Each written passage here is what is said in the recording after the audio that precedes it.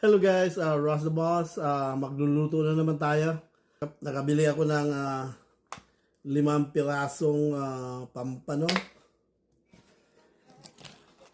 Pagkatapos pinaslice ko na ito at saka nalinisan na. So normally pag nagpaksiw ako ng pampano, pinipigaan ko ito ng lemon or lime para mawala yung langsa. Okay? Bago ko isalang sa kaldero. Yun. Lalo na yung bandang hasang.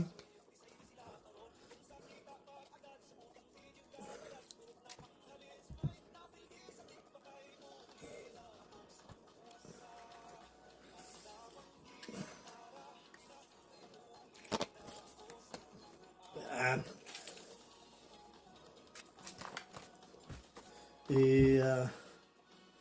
Ipasok muna natin ng mga ilang minutes, okay? Pagkatapos babalikan natin. At saka ito yung mga sangkap natin pag ako ang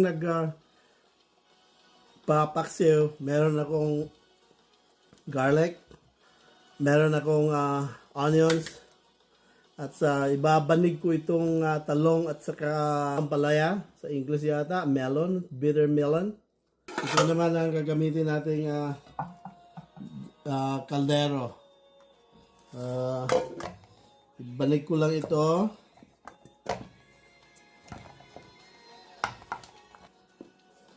Ganyan.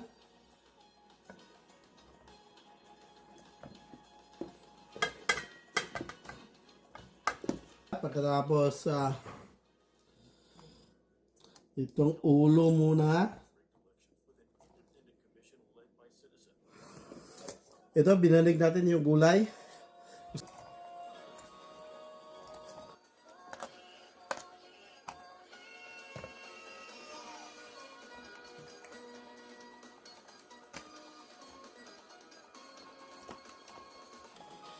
Kasya pala. Teka, lagay natin ito sa ibabaw.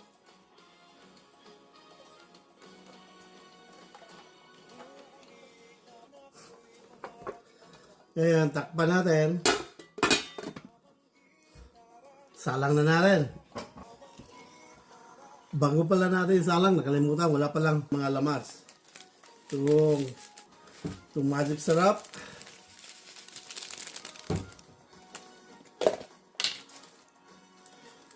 Bay leaves.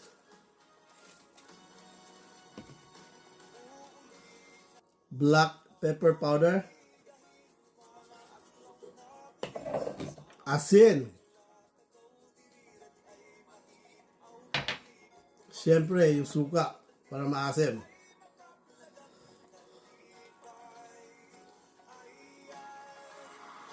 Sabihan natin dahil marami yung isda. Tapos, kunting patis. At saka tubig pala. Konting tubig. Tikman natin mamaya.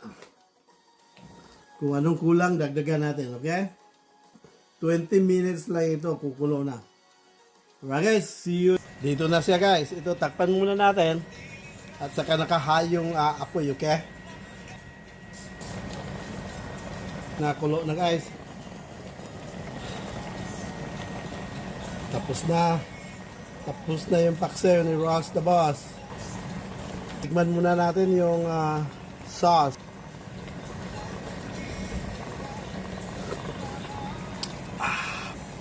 Tamang-tama yung asim. Tama yung alat. Wala na akong dapat pa idagdag. Thank you guys. Thank you for watching. Thank you Lord for the food that we're gonna have tonight. Thank you.